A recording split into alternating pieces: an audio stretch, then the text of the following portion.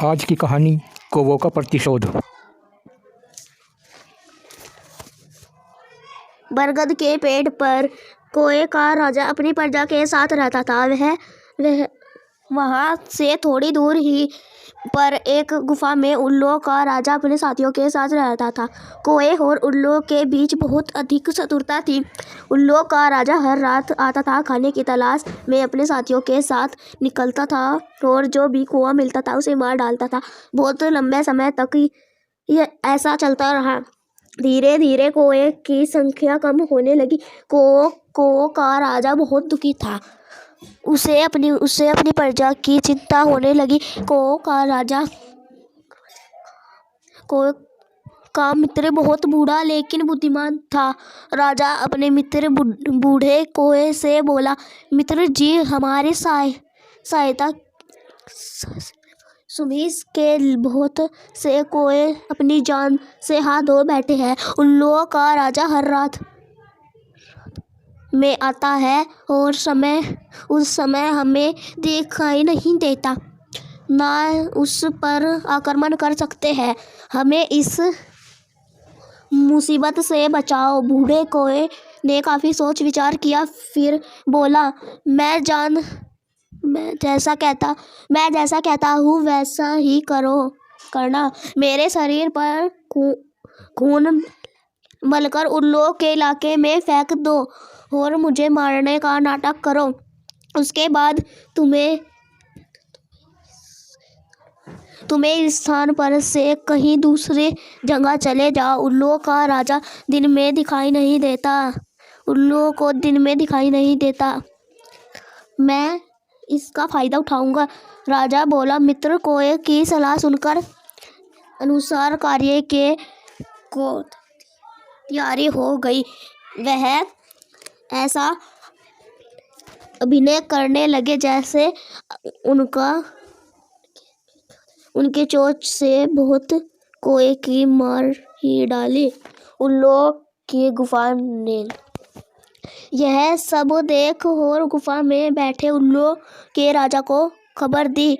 रात के समय उल्लुओं का राजा बूढ़े कौए के पास आया और उससे पूछा कि वह घायल कैसे हुआ और बाकी कौए कहाँ है।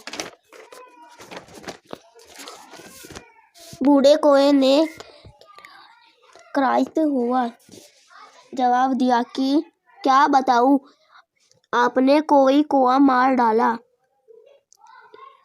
इससे राजा बहुत क्रोधित था और अपने बदला लेना चाहता था, पर मैंने सलाह दी कि वह आपको शक्तिशाली मानकर आपकी शरण में आ जाए, लेकिन उसने अपनी बात नहीं सुनी। मुझे वह मार ही डाला, पर किसी तरह भगवान अपनी जान बचाए।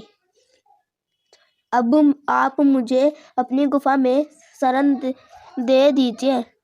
ठीक होने पर मैं आपको उस स्थान पर ले जाऊंगा जहां वह छुपे हैं। गुफा फिर आप सबको मार डालना। अपनी प्रशंसा सुनकर उल्लुओं का राजा बूढ़े कौए से बहुत खुश हुआ। उसने अपने मंत्रियों से पूछा कि कहाँ करना चाहिए। कुछ मंत्रियों ने कहा कि कौए को आश्रय नहीं देना चाहिए, आखिर वह हमारे शत्रु है। लेकिन एक मंत्री बोला कि हमें बूढ़े कौए को आशा देनी चाहिए। उसने उल्लुओं को आपस में बात की है। उसको मद से हमें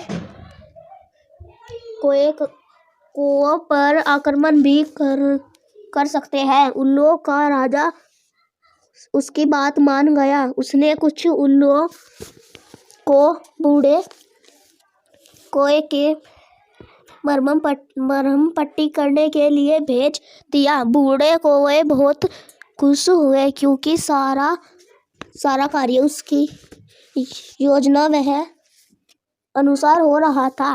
बूढ़ा कौवा लकड़ियां एकमात्र करने लगा। वह सारा काम दिन में करता था क्योंकि उल्लू दिन में दिखाई नहीं सकते थे। उन्हें कौवे की चाल के बारे में कुछ भी पता नहीं चला। जब बहुत सारे लकड़ियां एकमात्र ही गई तो कौवे ने अपनी गुफा में मुंह के पास रख दी। उसके बाद वह कौवे का राजा के पास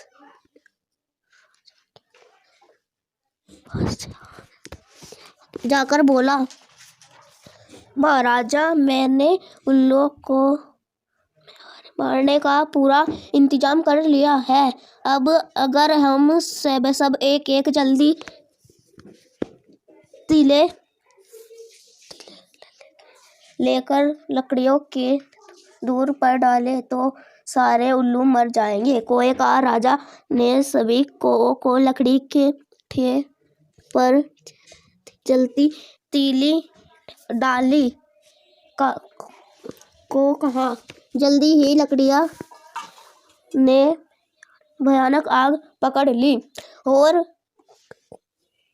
कोई भी उल्लू गुफा से बचकर भाग नहीं सका। सारे उल्लू जलकर राख हो गए।